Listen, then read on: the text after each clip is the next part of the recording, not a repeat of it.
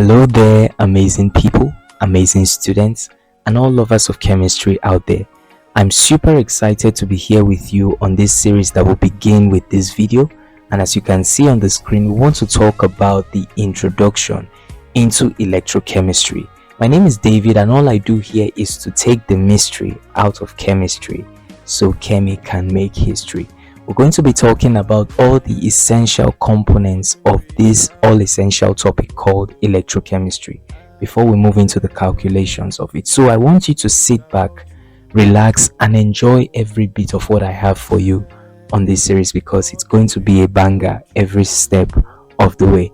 So by way of introduction, let's start by defining what electrochemistry is.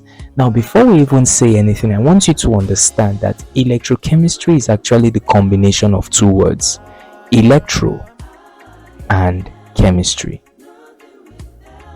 So let's start by defining the two of them individually. When the word electro is mentioned, we are simply referring to electricity. And electricity is the flow of electric current. And when we talk about chemistry, we are simply talking about the study of matter and its components. So when we bring these two words together, we have electrochemistry. And that brings us to the definition that we have. Electrochemistry is the branch of chemistry, the specific branch of chemistry that focuses or deals with the relationship that exists between chemical reactions and electrical energy. So that tells us that whenever the word electrochemistry is mentioned, we are talking about the relationship that exists between chemical reactions and electrical energy. Is there a relationship that exists between chemical reactions and electrical energy? Yes, of course. And a very good example is this battery that I have on the screen right here. If you're using a mobile device that is powered by a battery, you'll agree with me that that battery contains chemical substances. Now, those substances undergo electrochemical reactions to produce electrical energy. So you can see chemical substances are being converted into electrical energy. That's what electrochemistry is all about. It focuses on how electrical energy can be produced by chemical reactions, such as the reactions that happen in batteries and fuel cells. And it also focuses on how electrical energy can be used to drive chemical reactions, such as in electrolysis. I'm sure that definition was comprehensive enough for you to understand. That brings us to talk about the essence of electrochemistry. You see, electrochemistry is very essential to our everyday life. In essence, it bridges the gap between chemistry and electrical engineering. Electrochemistry is so important because as a field, it is vital for understanding a wide range of things, like how batteries work. Electrochemistry has made it possible for us to understand in today's world how batteries work. It has helped us to understand the causes of corrosion. Now, some of you know this word corrosion as rust, and we're going to be talking about that as we proceed in this video.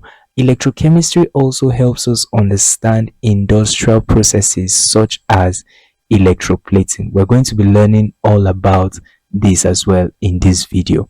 Alright, so that being said, that brings us to the next thing we want to talk about, the application of electrochemistry in everyday life. You see, all these words that are mentioned in the world of science are not just applicable to scientific laboratories. No, they have applications in our everyday life. When we wake up in the morning, go to the bathroom, go to our places of work, or even to school, all these things that we talk about in science have a role to play in our everyday life. Does electrochemistry have something to do with our everyday life? Of course it does. And you can see the first thing mentioned here are the batteries that we use in our homes. If you're watching this video on a mobile phone or on a laptop or on your TV screen, each and every one of these things that I have mentioned, or most of them, are powered by batteries. And batteries are powered by electrochemical reactions. And they are actually the basis for batteries because these batteries store chemical energy and they convert it into electrical energy through redox reactions. So you have a battery, for instance, Through electrolysis, your battery converts chemical substances into electricity, and that is made possible through the process of electrochemistry. So you can see how important this thing is to our everyday life. A very good example is the typical rechargeable lithium battery that you have in your mobile phones. The chemical energy stored in lithium compounds is converted into electrical energy when the battery is used. So electrochemistry is important in our lives through the concept of batteries. Not just batteries, everyday devices that we use, such as smartphones, laptops, flashlights, electric cars, rely on batteries to function, making electrochemistry a central part of modern technology. I want you to sit back and imagine with me for a moment how our world would have been today if there were no mobile phones like this iPhone over here, if there were no laptops like this one over here, if there were no AirPods, and if there were no smartwatches.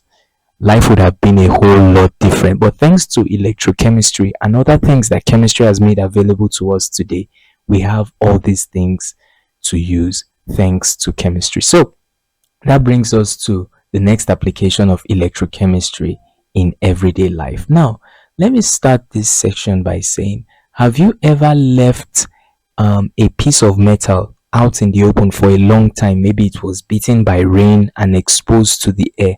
After some time, you would notice that it begins to turn brown, like this piece of metal that I just labeled over here. Now, when that happens, we say it has begun to develop rust, or it has begun to corrode, which brings me to the next application of electrochemistry, and that is corrosion. You see, corrosion is actually an electrochemical process. It happens when metals react with their environment, typically oxygen and moisture.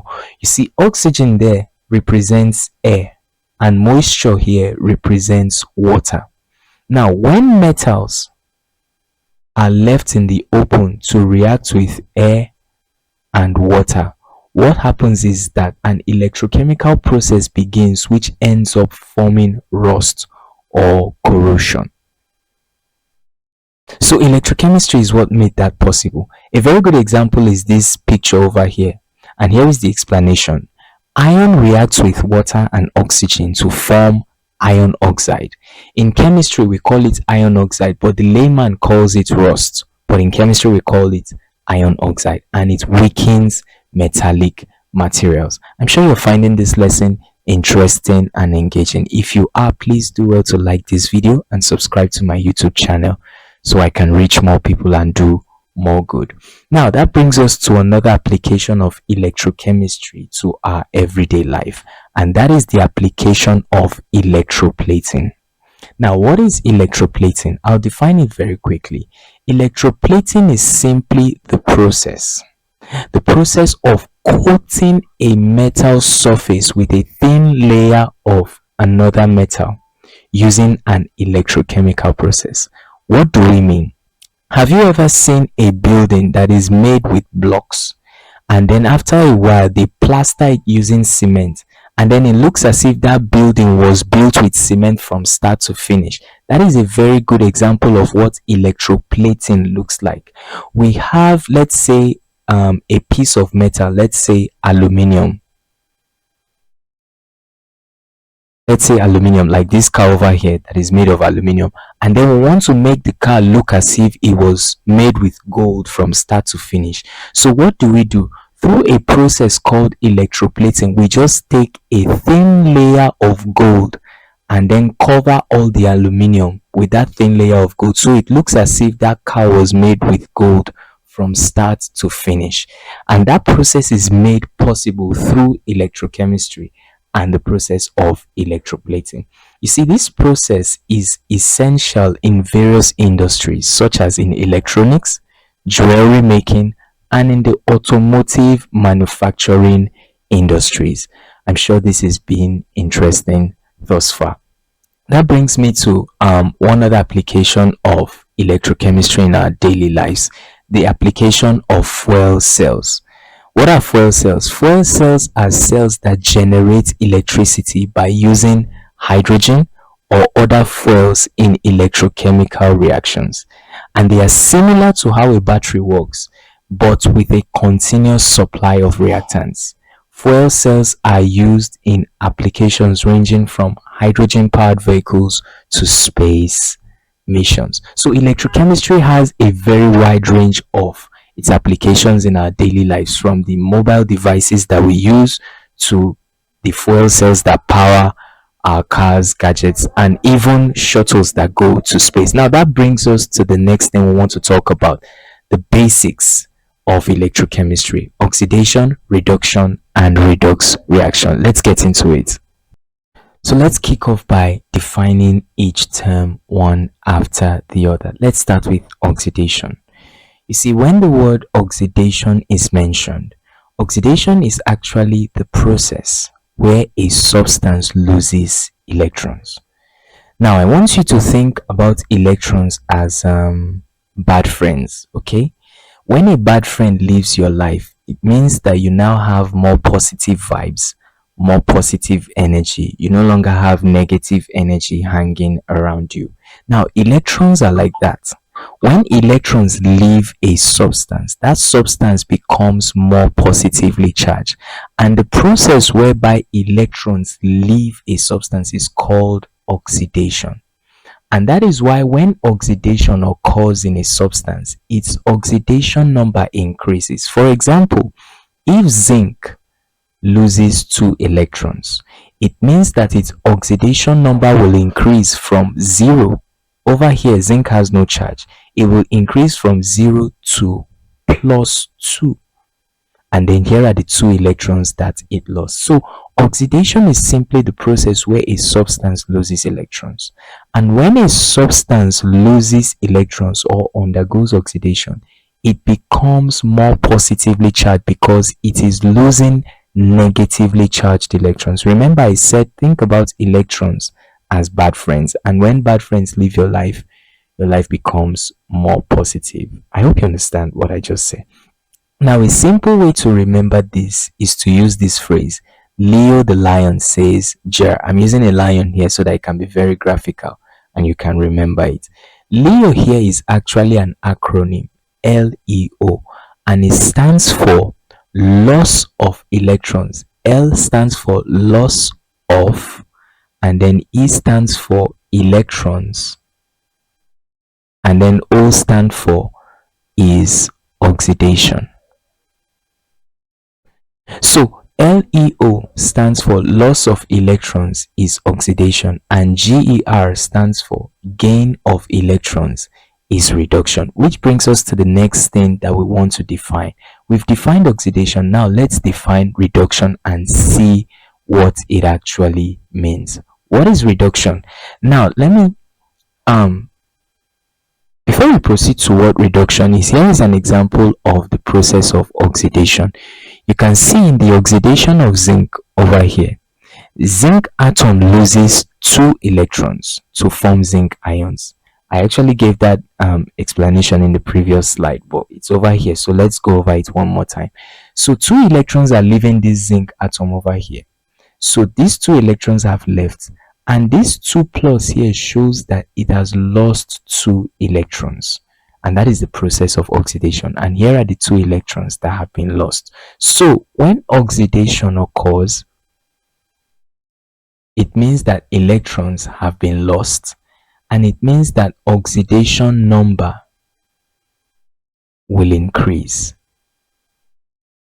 Now, all these things that I've been saying are the opposite of what happens when reduction takes place. So what is reduction? Reduction is simply the opposite of oxidation. Oxidation talks about the loss of electrons. Reduction talks about the gain of electrons. Reduction is the process where a substance gains electrons, and as a result it becomes more negatively charged. If you remember my analogy previously, and I said think of electrons as bad friends. When bad friends come into the life of a person, it means that person gains more bad energy. Positive vibes reduce. You understand what I'm saying? So In the process of reduction, it is a process whereby a substance becomes more negatively charged. Why is it more negatively charged? Because it is gaining electrons, and electrons are negatively charged. So the more electrons come into a substance, the more the negative charge in that substance. So if I were to just put it simply, oxidation is simply the opposite of reduction. So where oxidation talks about the loss of electrons, reduction is talking about the gain of electrons. I hope this lesson is being interactive and interesting enough. Now, here is a good example of the process of reduction. In the reduction of copper ions, now we have copper ions over here. Copper has an oxidation number or an oxidation state of +2, and it has gained 2 electrons. You can see over here, 2 electrons have been gained by copper, and then those 2 electrons that have been gained made it to transit from copper ions to the copper atom. Now you can see over here the oxidation number of copper is 0.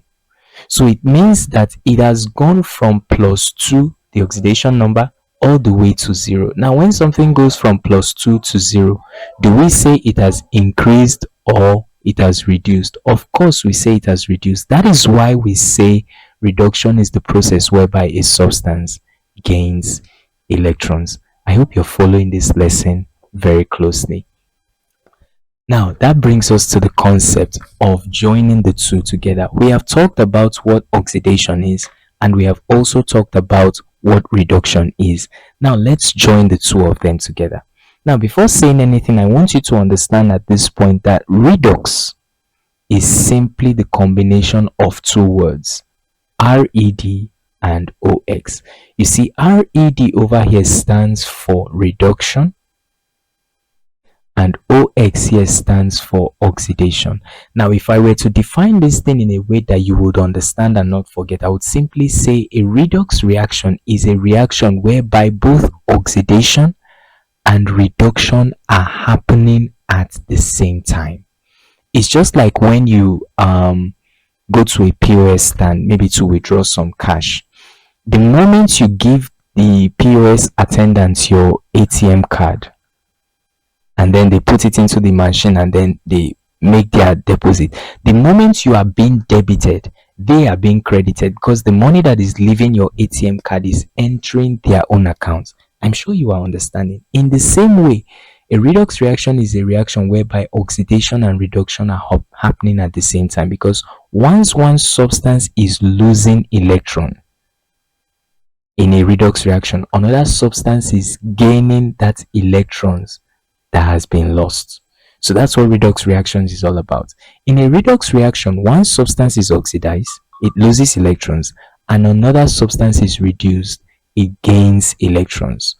Redox reactions are central to processes like respiration, photosynthesis, and electrochemical cells like batteries. I'm sure you understood everything that has just been said. Now, here is a very good example of a redox reaction taking place. On the screen right now, we have the reaction that is occurring between hydrogen and oxygen to form water. And here is the equation. From this equation, it has been noted that hydrogen is oxidized, it loses electrons, and oxygen is reduced, it gains electrons. How do we know that hydrogen is oxidized and oxygen is reduced? Well, let's go ahead and find the oxidation numbers of both elements, and then we'll know if it is oxidized or reduced. For hydrogen, for instance, we have H2 being reacting to form H2O. Now over here you can see hydrogen is in its pure state. There is no plus sign and there is no minus sign anywhere, which means its oxidation number here is 0. Now on the other end, however, what is the oxidation number of hydrogen? We don't know what it is, so let's call it X. And then we have 2 atoms of hydrogen, which means it becomes X times 2 plus, this is oxygen over here. And in the process of calculating oxidation numbers, I actually have a series on assigning oxidation numbers to elements in compounds, so you can go ahead and check it out. The oxidation number of oxygen in compounds is always -2. So we have plus -2, and everything is equal to the overall charge. And the overall charge over here is 0 because there is no plus or minus sign anywhere. So we have 0. So that becomes 2 times x gives us 2x. This is -2 equal to 0. So we have 2x giving us plus 2. X is equal to plus 2 divided by 2, which is plus 1. So for hydrogen, we have the oxidation number moving from 0 all the way to plus 1. Now my question is, when something moves from 0 to plus 1, does it increase or does it reduce? Of course it increases. And when an oxidation number increases, we say oxidation has occurred. That is why we say hydrogen is oxidized. Now on the other hand, let's check out for oxygen and see whether it is reduced or oxidized. So for oxygen, we have O2 producing H2O. Over here you can see that oxygen is not carrying any charge. It is in its natural pure state. So the oxidation number here is 0. Over here, however, we don't know what the oxidation number of oxygen is, and we have hydrogen over here, and the oxidation number of hydrogen in compounds is plus 1, and we have 2 atoms of hydrogen, which becomes plus 1 multiplied by 2, plus the oxidation number of oxygen here is unknown, so let's call it x, and everything is equal to the overall charge, and the overall charge here is 0. So we have this 1 multiplied by 2 gives us 2 plus x, which is equal to 0. So x now will be equal to, we take this 2 to the other side, it becomes -2. So now we have the oxidation number of oxygen moving from 0 all the way to -2. When something moves from 0 to -2, do we say it has increased or reduced? Of course it has reduced, which is why we say oxygen is oxidized, it loses electrons, and which is why we say hydrogen, I beg your pardon, is oxidized, it loses electrons, and oxygen is reduced, it gains electrons. So the formation of water through the combination of hydrogen and oxygen is a very good example of a redox reaction, which brings me to the next thing that we want to talk about: half reactions. Half reactions. Half reactions are actually the oxidation and the reduction parts of a redox reaction. Remember, we said a redox reaction is simply a reaction whereby reduction and oxidation are occurring at the same time. So a half reaction is simply a redox reaction that has been broken into two. That is the reduction half and the oxidation half. Now look at this.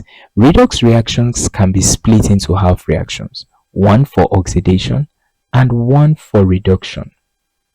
The oxidation half shows the substance that loses electrons, and the reduction half shows the substance that gains electrons.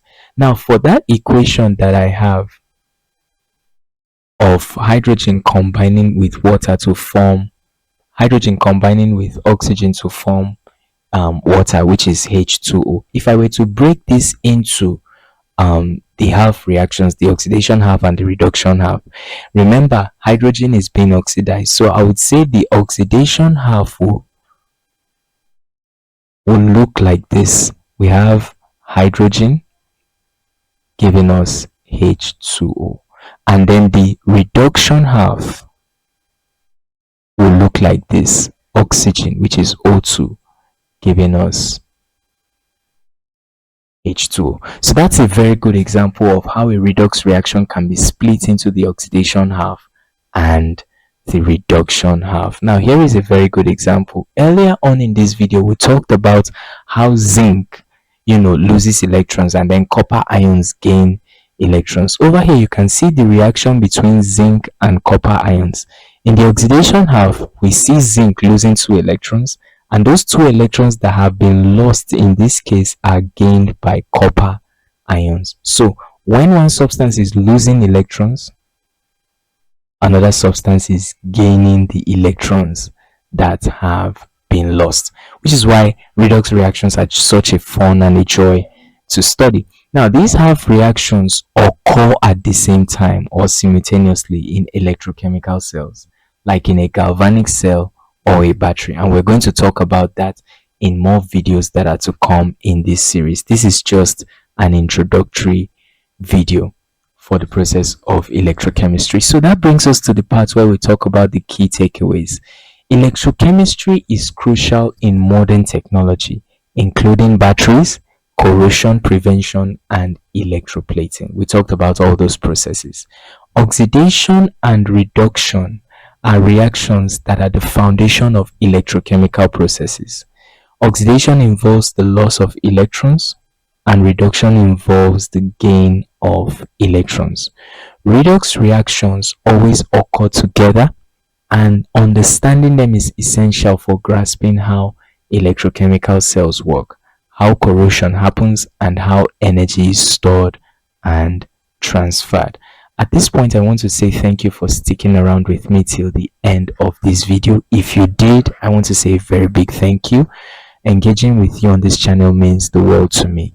If this content educated you in any profitable way, I'd like you to please subscribe to my YouTube channel, like this video, and turn on the notification bell icon so when more educational stuff like this come out, you'd be the first to be notified. Until I come your way next time, my name is David, and all I do here is to take the mystery out of chemistry so chemi can make history. See you in the next video.